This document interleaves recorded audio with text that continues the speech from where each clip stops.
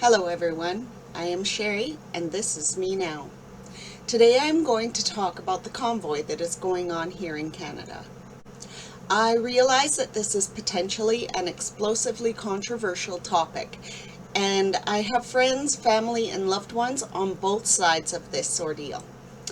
But I am going to do my best to share this topic in as truthful and non-biased direction as possible. Finishing off, of course, with my final personal feelings about the whole thing. I know that there is no way to make everyone happy when one chooses a side, but I have to be true to myself first, and to be fair, being neutral and not choosing a side is not being true to anyone. I want to also state that I have not viewed any media or government programs on the topic. I am strictly basing this video and my final decision on speaking directly to the public that was willing to share their views and experiences with me and my own personal perspective. As it turns out, there were very few people willing to speak to me about it. So that in itself already holds some perspective for me to work with on my own decision. So I mainly asked one or all of these 5 questions. 1, I'd like to know your views on what message the convoy was actually trying to make. 2, what was your personal experience and observations in the manners and behaviors of the convoy participants? 3, how was the general public around them, including you and your family, being treated by the convoy participants? 4, what area were you in during your time there, and was it a local convoy or the large convoy that went across Canada? And last, 5, was there negativity in the event that you witnessed, and if so, was it convoy to public, public to convoy, public to public, etc.? What was the actions, and in your opinion, what was it about? All right, so to begin my search, I asked person 1, who is very close to my heart, what they felt the main point of the convoy was. So far as I could tell, there was no clear agenda, so this was my first question to everyone.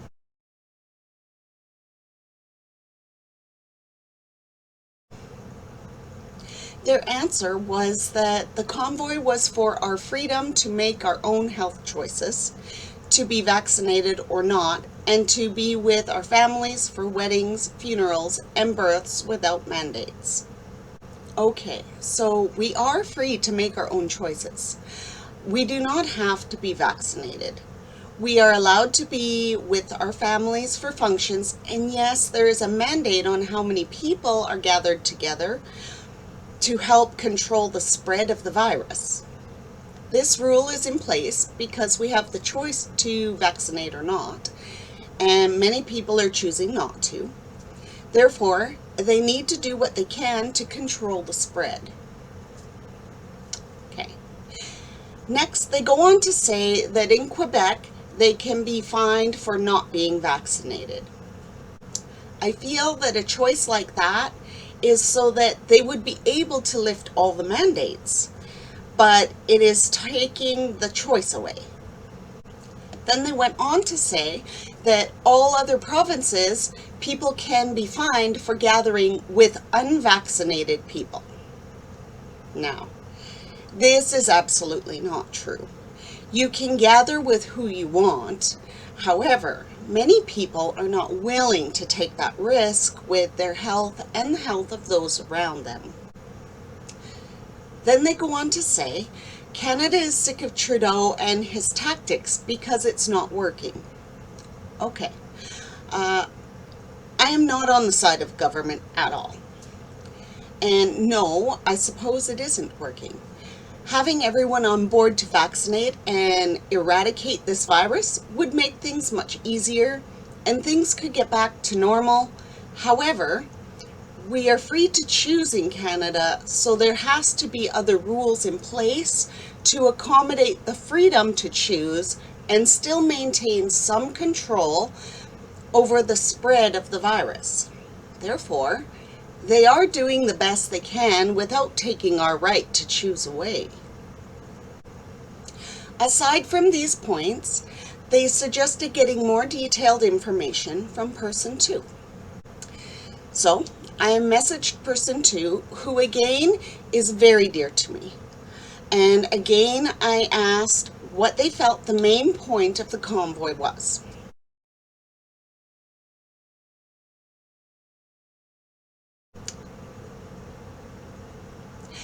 They said that it began when the government was considering that all truckers be vaccinated and many lost their jobs. Then they decided against that and people went back to work. Then some of the truckers were stuck in the States when the rule went up that you had to be vaccinated to cross the border. This made the people mad again and ignited the convoy. I asked if they were still stuck over there, and they said no, they got back after a few days of fighting. Now, I need to pause for a little clarification here. This was when everyone had to be tested both directions, and before we had rapid tests, so the test results took a few days to get instead of the 20 minutes it takes now.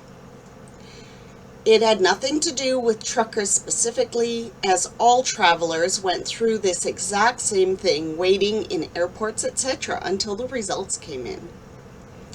Yes, now there is a rule that no one can leave their country without being vaccinated, but that also has nothing to do with truckers.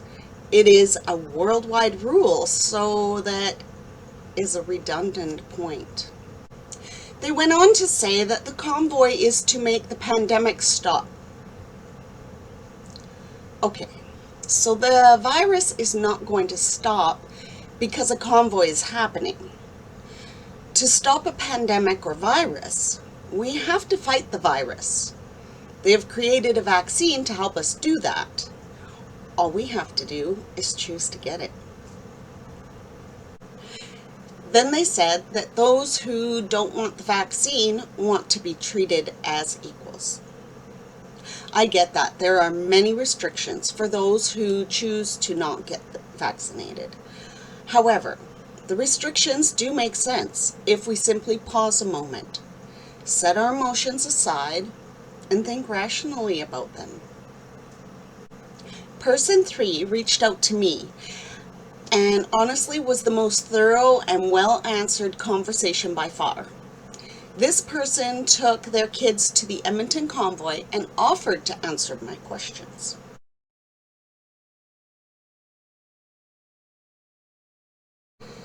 By now, I had accumulated the first 3 questions ready for them. Their answer to question 1 was that it was about freedom to choose the vaccine without having to choose between their livelihoods and an experimental vaccine. Okay, so as I stated before, we are free to make our own choices. I know that in the beginning, the virus fear was insane, and the job market was insane. Many people chose to leave their jobs out of fear of getting sick. There was no way to fight it except to lower the amount of people in a confined space and so on, so some people were let go for that. Things are slowly getting back to normal now that there is a vaccine to help fight against the virus, and there are tests in the workplaces to also help keep those that are infected aware so they can stay home and not spread it to others. These precautions are slowly beginning to get the workforce back up on its feet. As for the vaccine being experimental, well, it isn't really.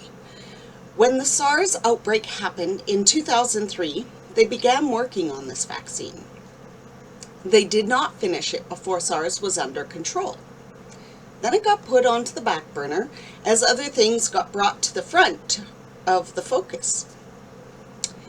Then, when COVID happened, They brought the SARS vaccine to the front burner and finished it. It wasn't rushed, as we were struggling through this pandemic for over a year before they were able to finish, test, and make sure the vaccine was safe for the public. They also took even more time and testing to create a dose for children over 12. Then again, for children between 5 and 12. Their answer to question 2 was heartwarming, as I care about this person so much, and it made me so happy to hear this. They said that the convoy was the most happy and excited days they have had in a long time. Even their kids noticed. The love and support, hugs and waves, cheering and high-fiving, etc. was all very positive and heartwarming.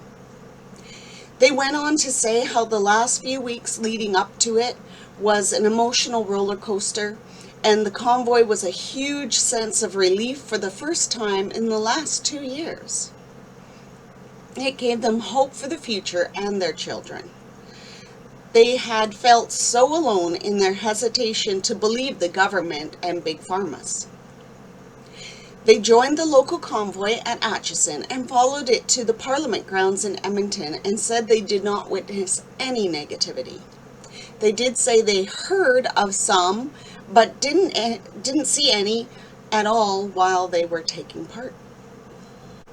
After this, I reached out to person 4 as I had noticed a post on their page that said the convoy had sealed their decision to get the booster shot, as they were on the fence about it until this point.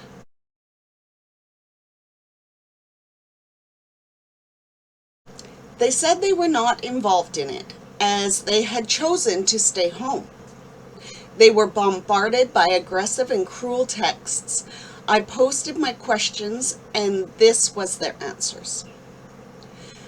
What they stand for changes according to who is talking to who. It started as, my choice shouldn't have consequences, and went from there.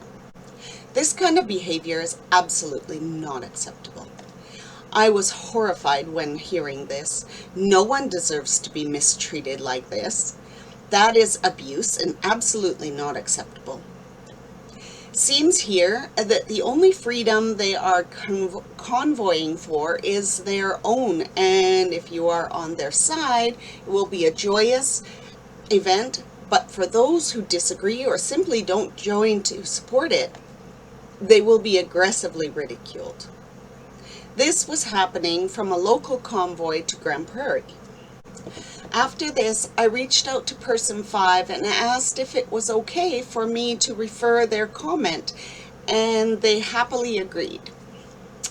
I also reached out to person 6 and 7.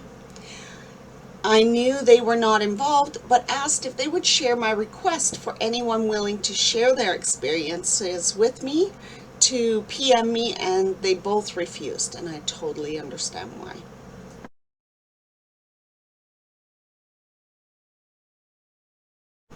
Person 5 stated that no freedoms were lost. This is simply people complaining that they don't like the choice they have been given. They can choose to not have the vaccine, but there are consequences to that choice. No different than choosing to not have a driver's license, choosing to not drive the speed limit. Choices have consequences. So many people don't seem to know the difference between privilege and right. Honestly, I pretty much agree with this. Everyone has the right to not get vaccinated. However, with this choice comes some consequences.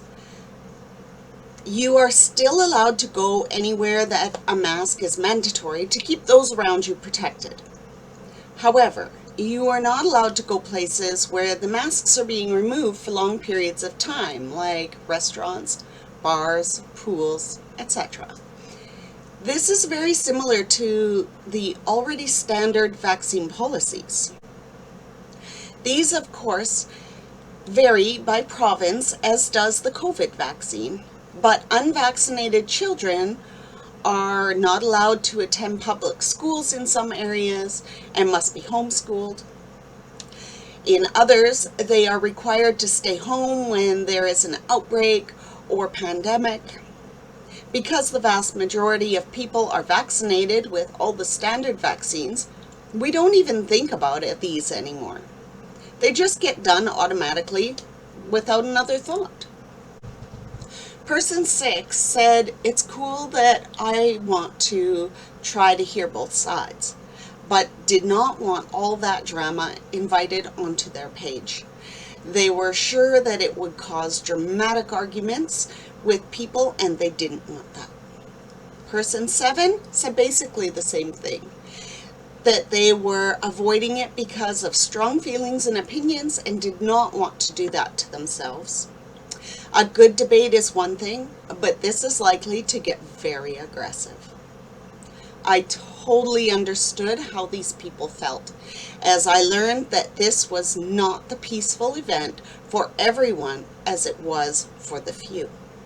Person 8 basically cinched this up for me, as they were aggressive and pushy in trying to get me to look at the media, even though I specified more than once that I was looking for personal experiences only.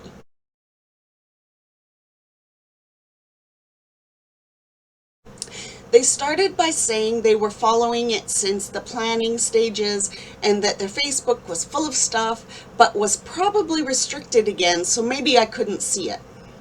This was a sign right away for me, but I decided to clarify and pose my questions to see how it would go. They started with saying that vaccinations are not mandatory in Canada. It says so in the charter. Well, this was not an answer to any of the questions, but they are right. They are not mandatory. However, in many areas, there are consequences and/or restrictions for those who are not vaccinated. They continued with abortion, threw in a quick bit about the convoy being against the mandates, and how their child had it, but they never got it, and so on. This was flying aggressively off topic, and I felt I should wrap it up by clarifying that they were not personally involved in any way with the convoy. I assured them that I had no judgment, as I wasn't either, but that this was what I was specifically looking for. After that, they got more aggressive with insisting I look at their page and view the stories, and then switch to how they are being doctored and not trustworthy. But don't take my word for it and go hunt for it myself. At this point, I needed to get a little firm and say straight up, no. The point of my search is to talk to actual people, no media whatsoever. I thanked them for their time and gave myself another day to see if anyone else was willing to share. But that was it. Okay, so now it's time to sum this all up with my final outlook and personal point of view. I know that I have added my tidbits throughout each person as it fit in, but now it's time to do the full sum up of everything all together. Okay, everyone is free to get the shot or not get it. Those who don't get it are allowed to interact with those around them who know their personal choice, and they are free to go places where masks are mandatory. However, due to their choice to not get the vaccine, they are not permitted to enter places where masks are being removed for extended periods of time, like restaurants, bars, pools, etc. As for the workforce, yes, it has changed to some degree. There are still plenty of jobs available. Some indeed require the worker to get the vaccine. However, there are plenty of jobs that are available with the option. Also, I must say that as far as work goes, things have actually vastly improved in many ways. One of the main things that has improved is that employers are much more understanding and concerned for their staff. When it comes to feeling ill, and sick days are becoming more common and even worked in as a number of paid days each year. Many places are even beginning to understand that mental health days are just as important as sick days and holidays. No more demanding notes when you should be staying home and getting better either. To be perfectly honest, this whole event reminds me of the way people reacted and behaved when the smoking bylaw went in about not smoking in public places anymore. I was a smoker then, and I was thankful for it, but many were not. People were very disgruntled and said the same thing, that their rights were taken away because now they had to go outside to smoke. If we think back a little with an open mind to remember it with an honest heart, we will see the similarities. As for the not knowing the science behind the vaccine part of it, the vast majority of us get the polio and smallpox vaccines and so many others that were basically created in the dark ages. Okay, not quite, but darn near. And no one questions those. But something that has been made in the science age, this we are having issues with? The scientists could explain it by telling us absolutely everything, and we would all stare blankly at them like they were speaking an ancient dead language. They already summed it up in a way we can all understand it. The vaccine helps to safeguard against the COVID virus by making it less likely to get it, as well as lessens the effects of the virus if you do still get it. They have never once stated that it is a cure, but assured us that it will help to put an end to this pandemic. Honestly, telling us anything more would not help any of us gain a better understanding of it. We take Tylenol, Motrin, Robax, ibuprofen, Advil, aspirin, penicillin, etc. They also come in many different brands from different pharma companies and different doses for all ages. Same thing. We don't know any more about those than we do about this newer vaccine. What we know is they help. They are not cures for anything, but they help, and we don't question it. Well, this about sums it up from my personal point of view. I feel like this fits in with my intro video in the fact that humans are afraid to take the steps to get better, whether that is surgery, medicine, or a new vaccine. We need to decide that healing is more important than giving in to our fears. We all want the pandemic to be over, so we have to pull together and take the steps together to fight it. Wanting and demanding it to stop isn't going to work. We fight sickness with medicine. It's simple. I want to thank each and every one of you for being with me this week, listening to my interpretation of the COVID convoy, and for sharing this journey with me. I know it was long this week, but I really wanted it to be as thorough as possible. Thank you for watching, sharing, and liking my videos and posts and helping me to get this story out to the world. I am Sherri on Me Now, signing off for another week. I hope to see you all again next week.